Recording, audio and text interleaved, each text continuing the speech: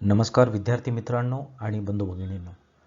मातोश्री प्रयाग प्रतिष्ठान ही संस्था सन 2006 पासून विविध क्षेत्रामध्ये सामाजिक कार्यामध्ये अग्रेसर आहे आणि वेगवेगळ्या उपक्रम राबवत असते. सेल्फ हेल्प ग्रुप महिलांसाठीचे कार्यक्रम असतील, सेल्फ हेल्प ग्रुप मधून महिलांना उद्योगांचं प्रशिक्षण, कौशल्यवृद्धी कार्यक्रम, तसेच स्पर्धा परीक्षामार्फत विद्यार्थ्यांसाठी मोफत प्रशिक्षण कार्यक्रम असे विविध कार्यक्रम मातोश्री प्रयाग प्रतिष्ठान सन 2006 पासून राबवत असते. तर आजचा जो विषय आहे तर कोविडच्या अनुषंगाने कोविडच्या पार्श्वभूमीवरती आपण आता सध्या ऑफलाईन क्लासेस किंवा मार्गदर्शनपर कार्यक्रम घेऊ शकत नाही, त्यामुळे हा ऑनलाईन वर्ग सुरू केलेला आहे.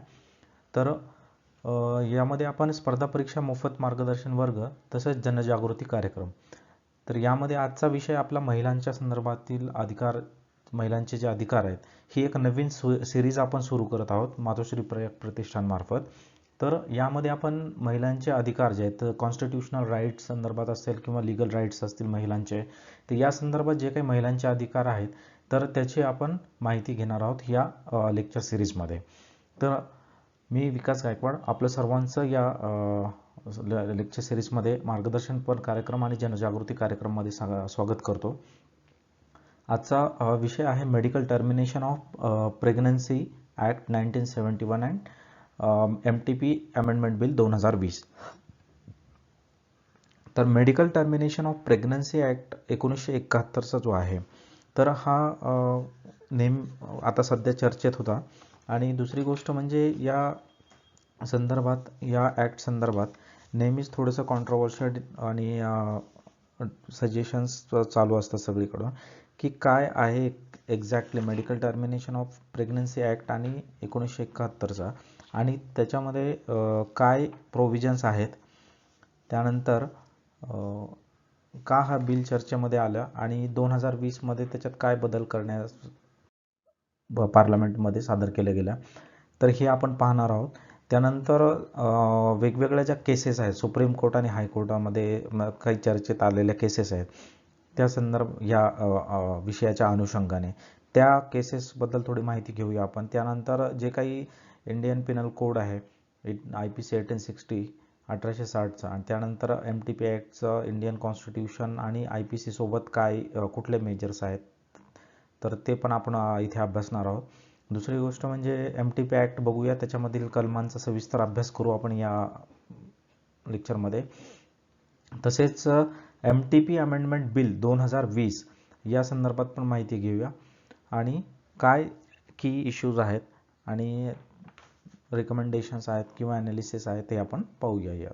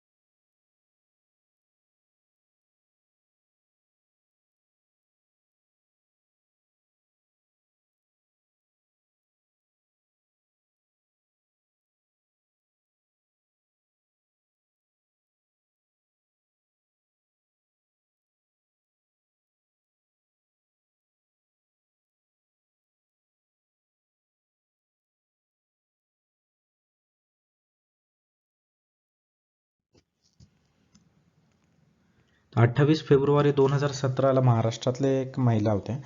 तर त्या महिलेच्या प्रेग्नन्सीमध्ये असं डिटेक्ट झालं की बाबा त्या लहान बाळाला डाऊन सिंड्रोम आहे. तर डाऊन सिंड्रोम म्हणजे काय इथे? तर डाऊन सिंड्रोम म्हणजे की त्या लहान बाळाच्या म्हणजे जे काही आपले जेनेटिकल हे असतात कॅरेक्टरिस्टिक्स, तर त्यामध्ये थोडासा एक जास्त जीन्स त्याच्यामध्ये डिटेक्ट होतो आणि त्यामुळे काहीतरी कॉम्प्लिकेशन्स निर्माण होतात आणि चेहऱ्याचा आकार असेल, कपाळाचा आकार असेल, हाताच्या पायांचा बोटांचा आकार असेल आणि IQ, ह्या सर्व गोष्टी त्या डाऊन सिंड्रोममध्ये तुम्हाला पाहायला मिळतात की त्यामुळे ते डेव्हलपमेंट जे आहे तर ती प्रॉपर नॉर्मल डेव्हलपमेंट होत नाही त्या बाळाची. तर यामुळे त्याने, परंतु याच्यामध्ये लाईफला जीविताला काही धोका नव्हता, त्यामुळे कोर्टाने त्यांना रिजेक्ट केलं. त्यानंतर ठाण्याची एक केस होती, 22 वर्षाची महिला होती. तर ॲनिसिफलाई हा 24 वीकच्या नंतर तिला म्हणजे हे होता ॲबॉर्शन करण्याची गरज. तर त्यानंतर मुंबईची एक केस आहे 2017ची. ह्या सर्व चर्चेतल्या केसेस आहेत. त्यामध्ये त्या 24 वीकच्या नंतर डिटेक्ट झाले की बाबा त्या बाळाला किडनी नाही आहे किंवा किडनीच्या डेव्हलपमेंट नाही आहे प्रॉपर. तर त्यामुळे तो पण एक रिट पिटिशन दाखल केली गेली होती. तर त्यामध्ये त्याला परमिशन मिळाली. मग स्पेशल केसेसमध्ये कोर्ट काही परमिशन देतात त्यामध्ये.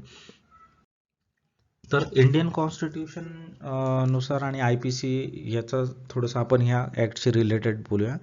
तर भारतीय संविधानामध्ये जे काही आपले फंडामेंटल राईट्स आपल्याला दिलेले आहेत, मूलभूत अधिकार, तर तो तिच्या प्रायव्हसीचा एक अधिकार आहे त्या महिलेच्या, की तिची जी प्रायव्हसी आहे. की मग आता बघा, म्हणजे ॲबॉर्शन करण्यासाठी जर त्या महिलेला डॉक्टरांच्या परमिशन घ्यावं लागत असतील, मेडिकल बोर्डकडे जावं लागत असेल, न्यायालयामध्ये रिट पिटिशन दाखल करून जर तिला लढा देऊन ते ॲबॉर्शनसाठी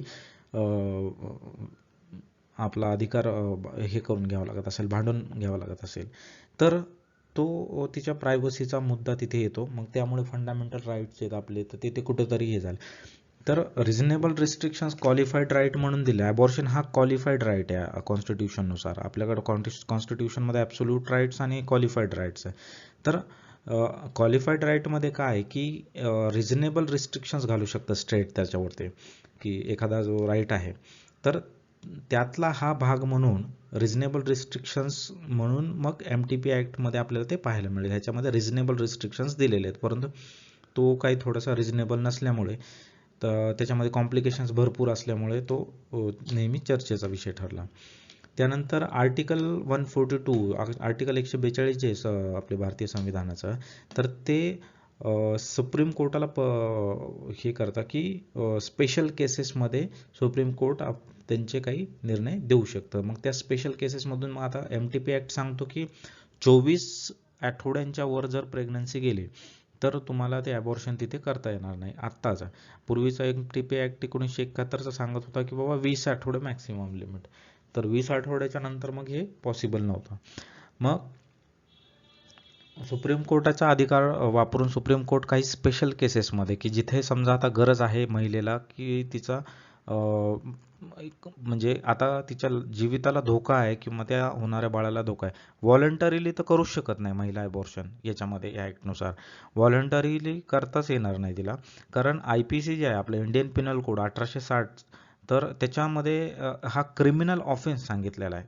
ॲबॉर्शन करणं हा that is a criminal offence. तर त्यामुळे तो म्हणजे एक गुन्हा ठरतो. मग अशा केसेसमध्ये फक्त मेडिकलचं जर काही रिझन असेल, ते पण कॉन्क्रीट रिझन, जसं आता मागे बघितलं आपण की डाऊन सिंड्रोममध्ये तो काही त्यांच्या मेडिकल जे प्रॅक्टिशनर आहेत किंवा जो बोर्ड आहे तर त्यांना तो ॲक्सेप्टेबल नव्हतं. त्यांचं म्हणणं होतं की बाबा जीविताला काही धोका नाही आहे याच्यामुळे, तर फक्त नॉर्मल बेबी जन्माला येणार नाही असं. तर IPC 1860 नुसार हा क्रिमिनल ऑफेन्स आहे आणि सुप्रीम कोर्ट 142चा कलम वापरून आपल्याला वेगवेगळ्या पॉवर्सच्या अंडरमध्ये त्यांना परमिशन देऊ शकतं ॲबॉर्शनसाठी, पण त्याला व्हॅलिड रिझन्स पाहिजेत असं त्यांचं म्हणणं आहे. जाणून घेऊया MTP act, medical termination of pregnancy act 1971 बद्दल. MTP ॲक्ट 1971 मध्ये लागू झाला आणि 1971चा हा 34वा ॲक्ट. 10 ऑगस्ट 1971 ही एक तारीख महत्त्वाची आहे आपल्याला. 10 ऑगस्ट 1971 गणतंत्राच्या 22व्या वर्षी हा ॲक्ट पास झालेला आहे. आणि देशामध्ये सुरक्षित आणि कायदेशीर गर्भपात सेवा पुरविण्यासाठी आराखडा हा ॲक्ट आपल्याला देतो. तर याच्यामध्ये आपल्याला सेक्शन 2 मध्ये म्हणजे विस्तार जर पाहिला सेक्शन 1 नुसार, तर तो संपूर्ण भारतभर आहे आणि याची कमेन्समेंट झालेली आहे सुरुवात 1971 मध्ये. सुधारणा त्याच्यामध्ये झाली 2002 मध्ये, त्यानंतर आता 2020 मध्ये. तर कारणे काय दिलेले आहे सेक्शन 2 याच्यामध्ये डेफिनेशन सांगतं, वेगवेगळे ज्या डेफिनेशन टर्मिनॉलॉजीज याच्यामध्ये ॲक्टमध्ये यूज केलेल्या आहेत त्याचे आपल्याला डेफिनेशन सेक्शन 2 मध्ये दिलेले आहेत. त्यानंतर सेक्शन 3 सांगतं व्हेन प्रेग्नन्सीज मे बी टर्मिनेटेड, की प्रेग्नन्सी टर्मिनेट करण्यासाठी ज्या कंडिशन्स दिलेल्या आहेत त्याच्यामध्ये काही सेक्शन 3 नुसार. तर त्या कंडिशन्स काय आहेत, तर त्या कंडिशन्समध्ये आपल्याला एक पहिली कंडिशन पाहता येईल की धोका किंवा इजा किंवा दुखापत होत असेल, तर त्या महिलेला जर धोका असेल त्या प्रेग्नन्सीपासून किंवा इजा होत असेल किंवा दुखापत होत असेल तर प्रेग्नन्सी अबॉर्ट करण्याचं प्रोव्हिजन त्याच्यामध्ये सेक्शन 3 नुसार दिलेलं आहे. त्यानंतर बलात्कारामुळे जर गर्भधारणा झाली असेल तर देखील आपल्याला इथे करता येतं प्रेग्नन्सी अबॉर्शन. तर त्यानंतर बालकांना अपंगत्वाचा धोका असेल, तर जे काही मूल जन्माला येणार आहे त्या प्रेग्नन्सीमधून त्याला जर अपंगत्वाचा धोका किंवा जर काही मेडिकल सिरियस प्रॉब्लेम्स या फ्युचरमध्ये उद्भवण्याचा संभावना असेल तर देखील या ॲक्टनुसार आपल्याला तिथे प्रेग्नन्सी अबॉर्ट करता येते. तर यामध्ये आपल्याला आता हा पॉईंट अभ्यास करत असताना आपल्याला सायन्समध्ये थोडंसं जाते की सायन्सनुसार जे काही त्या फिटस आहे तर त्याला जेव्हा पर्टिक्युलर एक टाईम पूर्ण होतो त्याच्यानंतर मग हे संभाव्य धोके आपल्याला पाहता येतात. तर मिनिमम त्याला 18 वीक्सचा दिलेला आहे स्पॅन मेडिकलनुसार. आणि आणखी एक कारण म्हणजे धोका इजा किंवा दुखापत होत असेल महिलेला तर एक करता येईल. त्यानंतर बलात्कारामुळे जर गर्भधारणा झाली असेल तर एक करता येईल. बालकाला अपंगत्वाचा धोका असेल तर, आणि गर्भनिरोध साहित्याची जी निष्क्रियता आहे तर ती जर असेल तर ते सुद्धा याच्यामध्ये एक वन ऑफ द रिझन दिलेलं आहे. टाईम पिरियड किती दिलेला आहे याच्यामध्ये, तर आपल्याला 12 ते 20 वीकपर्यंत दिलेला आहे. कुठल्या medical termination of pregnancy act 1971 नुसार. आता 2020 मध्ये काय बदल झालेले आहेत आपण ते पुढे पाहूया MTP ॲक्ट 2000 अमेंडमेंट बिल 2020 अभ्यासताना. तर डॉक्टरांसंदर्भात पण काही कंडिशन्स याच्यामध्ये आहेत. तर डॉक्टर कोण असावा, तर डॉक्टर इथे आपण पाहतोय की या ॲक्टनुसार आपल्याला जर म्हणजे महिलेला प्रेग्नन्सी अबॉर्ट करण्यासाठी परमिशन लागते 12 वीकपर्यंत जर असेल तर MTP ॲक्ट 1971 नुसार एक डॉक्टरची परमिशन लागते 12 वीकपर्यंत आणि तिथून पुढे 2 डॉक्टरची परमिशन लागते 20 वीकपर्यंत. 12 ते 20 वीक्स मॅक्सिमम पिरियड दिलेला आहे याच्यामध्ये.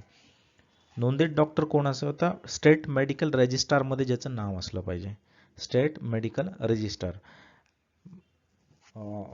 त्यानंतर इंडियन मेडिकल काउन्सिल ॲक्ट 1956 नुसार प्रशिक्षित व अनुभवी डॉक्टर असलं पाहिजे.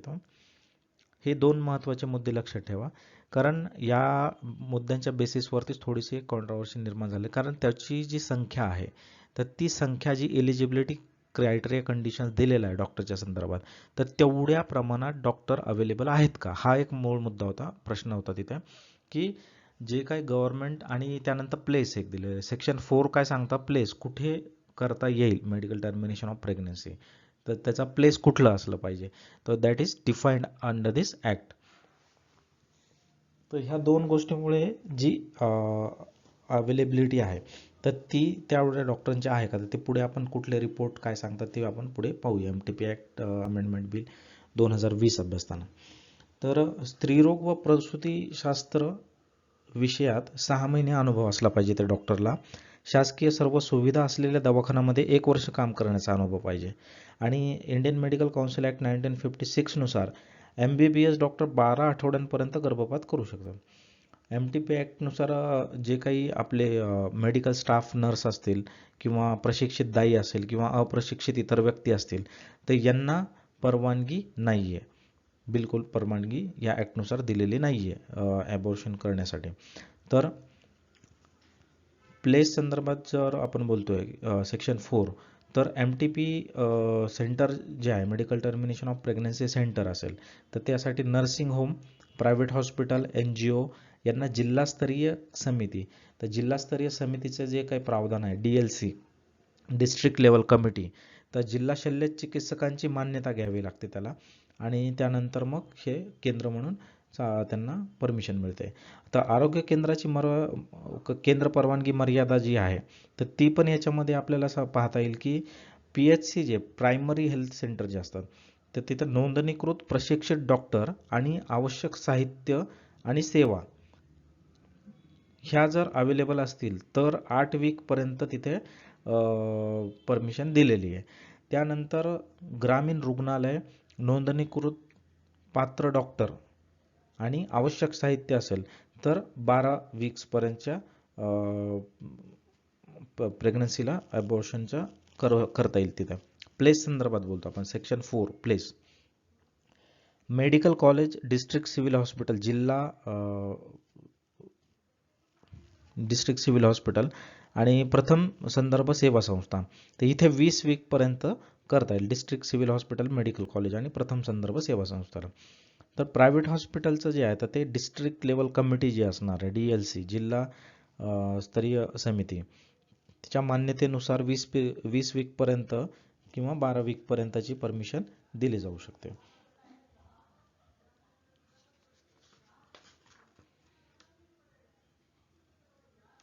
तर DLC संदर्भात बघूया आपण की DLC जी आहे, डिस्ट्रिक्ट लेवल कमिटी, त्याची रचना कशी असेल, तर अध्यक्ष असेल त्याच्यामध्ये, जो अध्यक्ष कोण असेल तर जिल्हा शल्य चिकित्सक रुग्णालय, तर जिल्हा शल्य चिकित्सक हे अध्यक्ष असतील DLCचे, आणि कमीत कमी 3 आणि जास्तीत जास्त 5 सदस्य असतील याच्यामध्ये.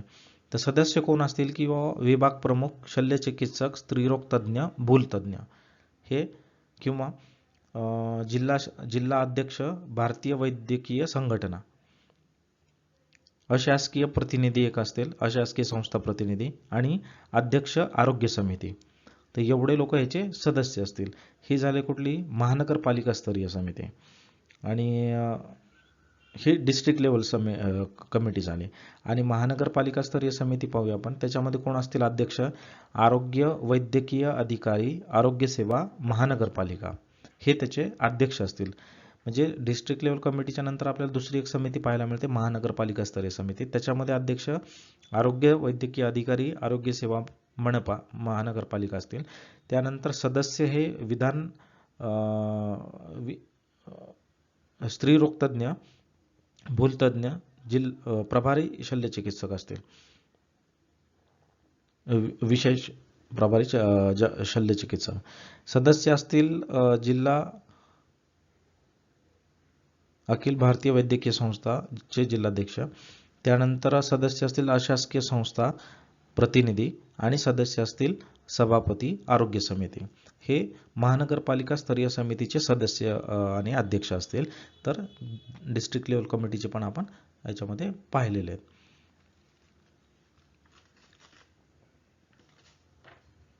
तर MTP ॲक्ट 1971 मध्ये 8 कलम आपण पाहिले. त्याच्यामध्ये पॉवर्स टू मेक रेग्युलेशन्स, केंद्राची जी पॉवर दिलेले आहेत केंद्राच्या, सेंट्रल गव्हर्नमेंटच्या, तर ऑफिशियल गॅजेटच्या नोटिफिकेशननुसार त्यांना तिथे पॉवर्स आहेत to make rules and regulation, section 6 आणि 7 नुसार.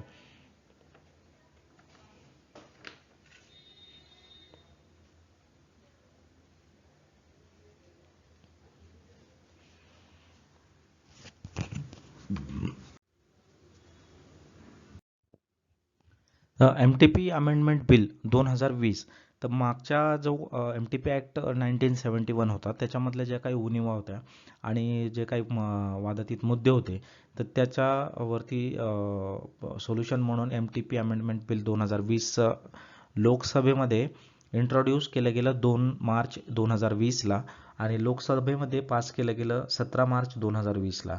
राज्यसभेमध्ये 17 मार्च 2020ला ते पारित होऊ शकलं नाही बिल, परंतु राज्यसभेमध्ये MTP अमेंडमेंट बिल 2020 हे 16 मार्च 2021ला राज्यसभामध्ये पण पारित झालं आणि त्यानंतर हे आता लोकसभा आणि राज्यसभा दोन्हीमध्ये आता 2021 या वर्षी हे बिल पारित झालेलं आहे.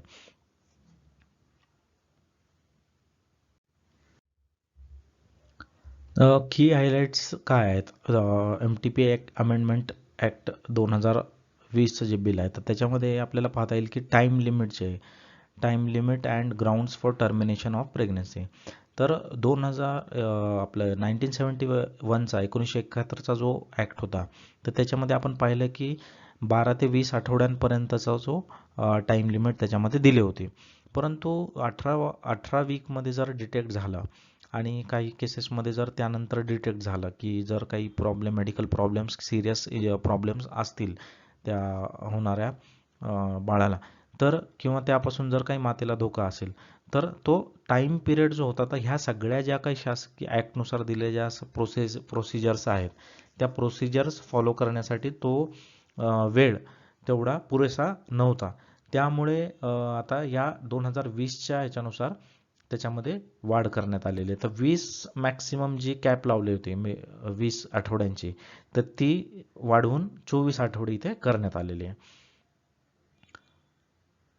तर त्यानंतर मेडिकल बोर्ड्स जे आहेत तर मेडिकल बोर्ड आणि प्रायव्हसीचा एक मुद्दा याच्यामध्ये आपल्याला की हायलाइट्समध्ये पाहता येईल की प्रायव्हसी जी आहे ते महिलेची तर ती प्रायव्हसी इथे धोक्यामध्ये दिसत होती. ती म्हणजे जे काय आपल्याला फंडामेंटल राईट्स जे आहेत राईट टू प्रायव्हसी तर तो मुद्दा इथे उपस्थित केला गेला होता बऱ्याचशा तज्ज्ञ व्यक्तींकडून की त्या महिलेला जर मेडिकल बोर्डकडे जर परमिशन घ्यावं लागत असेल किंवा जर न्यायालयाकडे याचना करावं लागत असेल प्रेग्नन्सी अबॉर्ट करण्यासाठी तर तो तिच्या प्रायव्हसीचा मुद्दा तिथे होता. तर त्यामुळे प्रायव्हसीच्या रिलेटेड काही प्रोव्हिजन्स याच्यामध्ये आपल्याला पाहायला मिळतात. मग ते काय जर ती प्रायव्हसी त्या डॉक्टरकडून जर कोणाला म्हणजे परमिशन नाही आहे की त्या महिलेचं नाव वगैरे सांगू शकत नाही ते कोणाला, जर तसं जर करण्यात आलं त्या डॉक्टरकडून तर ते it will be a offence आणि त्यांना त्याच्याबद्दल शिक्षेचं प्रोव्हिजन याच्यात केलेलं आहे.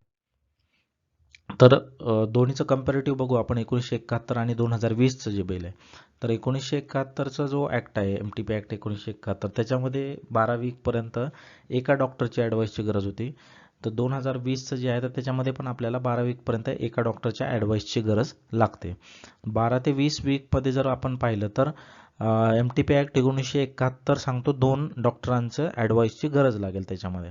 परंतु 2020चं जे बिल आहे MTP अमेंडमेंट बिल 2020 त्याच्यामध्ये एकच डॉक्टरची ॲडवाईसची गरज आपल्याला इथे दिसून येते ह्या बिलनुसार. 20 ते 24 वीक्सपर्यंत जर असेल 20 ते 24 आठवड्यांपर्यंतचा जर असेल टाईम स्पॅन तर इथे MTP ॲक्ट 1971मध्ये अलाउड नाही आहे. मॅक्सिमम टाईम लिमिट जी दिली होती ती 20 आठवड्यांची होती आणि MTP अमेंडमेंट बिल 2020मध्ये जर पाहिलं आपण तर तुम्हाला इथे 4 वीक्सचे इन्क्रीमेंट दिसेल. तर 4 वीक्स 4 आठवडे आपल्याला म्हणजे 24 वरती नेलेले. तर 2 डॉक्टरांची for some categories of pregnant women. तर इथे काही केसेसमध्ये some categories of pregnant women 2 doctors म्हणजे 20 ते 24 आठवड्यांपर्यंत MTP ॲक्ट 1971मध्ये तर अलाउडच नाही आहे, पण MTP अमेंडमेंट बिल 2020 नुसार 2 डॉक्टरांची ॲडव्हान्सने करता येईल. तर मोर दॅन 24 वीक्स जर असेल तर 1971चा जो MTP ॲक्ट आहे त्याच्यामध्ये अलाउड नाही आहे. परंतु MTP अमेंडमेंट बिल 2020मध्ये एक प्रोव्हिजन टाकलेलं आहे की in case of substantial foetal abnormality त्याच्यात जर काही अबनॉर्मॅलिटी दिसत असेल तर तिथे केलं जाऊ शकते. 24 वीकच्या नंतरची गोष्ट आहे ती. बऱ्याचशा केसेस आपण मागे बघितलं की सुप्रीम कोर्ट हायकोर्टामध्ये बऱ्याचशा केसेस पेंडिंग आहे त्याच्या संदर्भात की म्हणजे केसेस दाखल झाले होते की 24 वीकच्या नंतर त्यांना अबॉर्ट करण्यासाठी त्यांनी ते लढा दिला होता रिट पिटिशन दाखल करून. एनी टाईम ड्युरिंग प्रेग्नन्सी म्हणजे प्रेग्नन्सीच्या काळामध्ये कोणत्याही वेळेला तर 1 doctor if immediately necessary to save pregnant women's life. तर त्या महिलेची जर जीवितास धोका असेल आणि त्या महिलेचा जीव वाचवण्यासंदर्भात कुठल्याही क्षणी म्हणजे कुठल्याही वेळेला त्याला कुठली टाईम लिमिट नाही आहे प्रेग्नन्सीच्या दरम्यान तर पण मेडिकल कॉन्क्रीट रिझन तिथं दिलं पाहिजे असं त्यांचं म्हणणं आहे. तर की इश्यूज आणि याचे काही ॲनालिसिस बघूया आपण याच्या फॅक्टचा. तर conditions for termination of pregnancy ज्या दिलेल्या आहेत, तर तो एक भाग आहे. त्याच्यामध्ये काय कंडिशन दिलेल्या आहेत की बाबा जीवितास धोका असेल किंवा मग हे सर्व कंडिशन्स तर पाहिले आपण, त्याच कंडिशन आहेत सेम. त्यानंतर medical board to decide termination only in certain cases. तर हा सर्टन केसेसचा जो आहे तर तो आपल्याला इथे मेडिकल बोर्डकडे ते अधिकार दिलेले आहेत काय ठरवण्याचे.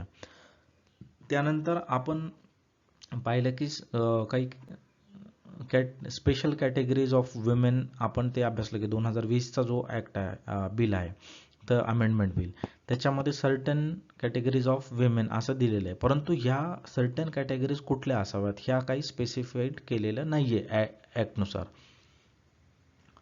आणखी एक महत्त्वाचा मुद्दा म्हणजे medical termination of pregnancy amendment bill 2020मध्ये जो टाईम फ्रेम दिलेला आहे तर ह्या मेडिकल बोर्डला कुठलाही टाईम फ्रेम दिलेला नाही आहे. आता याच्यात तुम्ही एक लक्षात घ्या की प्रेग्नन्सी हा जो विषय आणि ॲबॉर्शन याच्याशी रिलेटेड तर हा टाईम सेन्सिटिव्ह इश्यू आहे.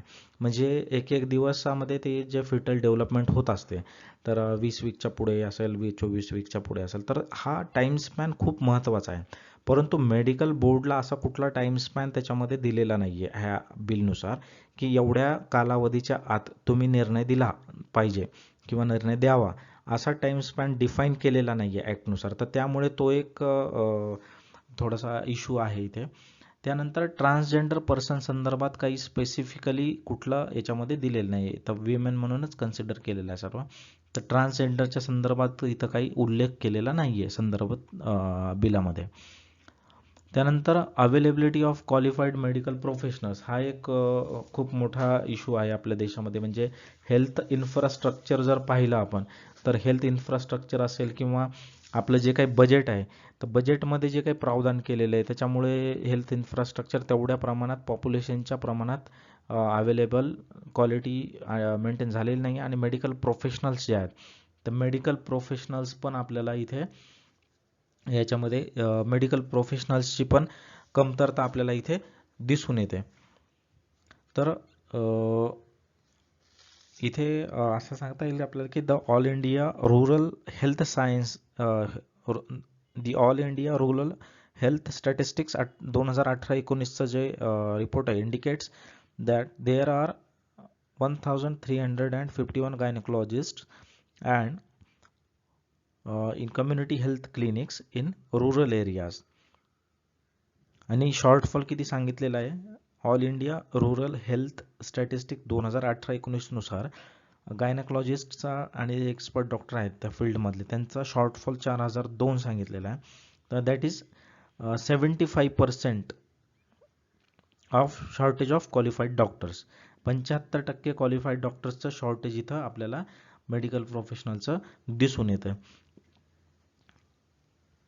त्यानंतर national health and family survey 2015-16चा जो आहे तर त्यानुसार 53% of abortions are performed by a registered medical doctors and the balance are conducted by nurse, auxiliary nurse, midwife, दाई, फॅमिली मेंबर और सेल्फ.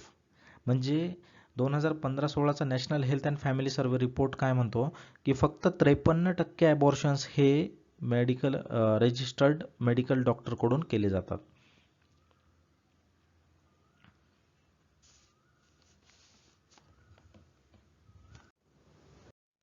मातोश्री प्रयाग प्रतिष्ठान या संस्थेकडून मास्टर्स IAS यांच्या सोबत सुरू केलेला हा जो प्रोग्राम आहे तर स्पर्धा परीक्षा संदर्भात मोफत प्रशिक्षण ऑनलाईन वर्ग याचा लाभ घेण्यासाठी आपण मातोश्री प्रयाग प्रतिष्ठान या संस्थेच्या ऑफिशियल यूट्यूब चॅनल या लिंकवरती जाऊन सबस्क्राईब करा, जेणेकरून आपणाला संपूर्ण स्पर्धा परीक्षा कोर्सच्या संदर्भात अपडेट्स आणि मार्गदर्शन इथे मोफत उपलब्ध मिळेल.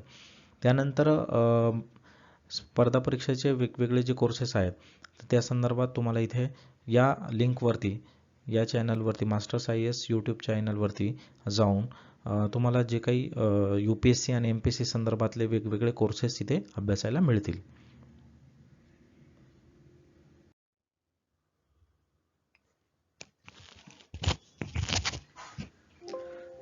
तर आपण पाहिलं medical termination of pregnancy bill amendment bill 2020 आणि medical termination of pregnancy act 1971 या संदर्भात आपण माहिती घेतलेली आहे. आपले जर काही प्रश्न असतील किंवा आपल्याला ही माहिती कशी वाटली या संदर्भात आपण या व्हिडिओवरती कमेंट करून आम्हाला कळवू शकता. तर काही रेफरन्सेससाठी इथे मी तुम्हाला सजेस्ट करेन की इंडियन एक्सप्रेसचं आर्टिकल आहे कंडिशन सप्लाय, त्यानंतर द हिंदूचं एक आर्टिकल आहे denying women the right over their bodies, हे एक आहे. आणि राज्यसभामध्ये जे काही डिबेट झाले, राज्यसभा लोकसभेमध्ये जे काही डिबेट झालेले तर ते तुम्हाला लोकसभा टी व्हीच्या आणि राज्यसभा टी व्हीच्या चॅनल्सवरती अवेलेबल आहेत ह्या बिलच्या संदर्भात पर्टिक्युलरली. तर ते पण पाहिल्यावरती तुम्हाला त्यातून बरीचशी इन्फॉर्मेशन आणखी मिळेल.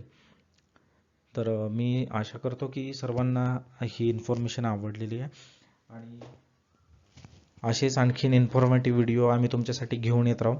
आणि मातोश्री प्रयाग प्रतिष्ठान संस्थेमार्फत आपण जनजागृती अभियान जे सुरू केलेलं आहे तर त्यामध्ये आपण महिलांचे अधिकार हा विषयावरती आणखी जे काही महिलांचे अधिकार आहे तर वेगवेगळे एक सिरीजच आपण सुरू केलेली आहे.